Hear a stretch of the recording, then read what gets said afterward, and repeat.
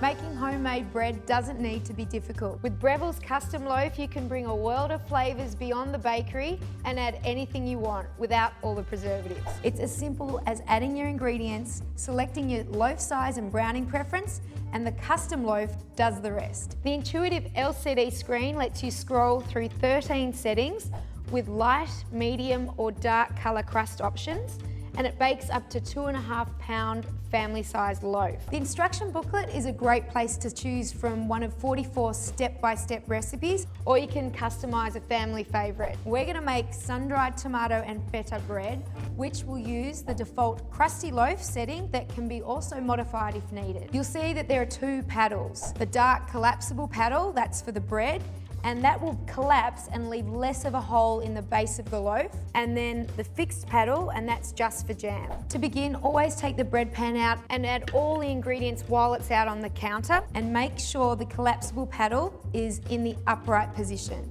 The most important thing to bear in mind when making bread is to use exact measurements.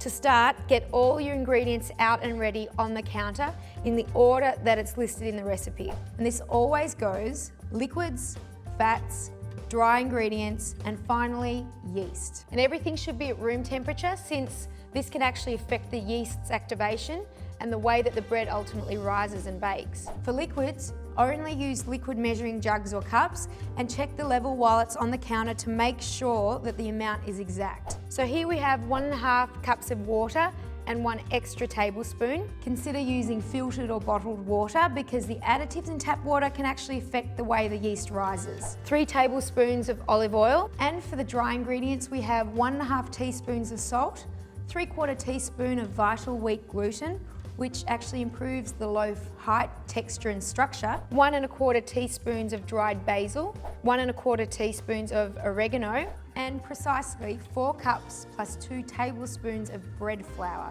This flour has more protein than all-purpose flour, making for stronger gluten and lighter, fluffier loaves. With all dry ingredients, either pour the bread flour into a cup or add it with a spoon and then level it off with the back of a knife to make sure that the measurement is exact. But don't tap the cup, since this will cause the flour to settle, and never use the cup to scoop directly from the flour packet, as this will compact it and you'll end up with extra, and that will affect the doughy consistency. Lastly, we have 1 3/4 teaspoons of fresh active dry yeast. Active dry yeast works the best, but make sure it doesn't come into contact with wet ingredients, and this will ensure the dough mixes and rises properly.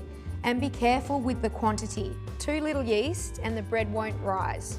Too much, it will rise, but then quickly collapse. And now add the ingredients to the pan. Got some liquid, and then the fat, and then the dry, salt, vital wheat gluten, basil, oregano, then the flour, and then the yeast. Be sure to wipe any spilled ingredients from the rim of the pan so it doesn't drop into the baking chamber. And now the bread pan's ready to go in. Just align the wing nut with the drive mechanism inside the baking chamber. Just lower it in. It may take a little bit of jostling, but it definitely clicks into place, and then lower the lid.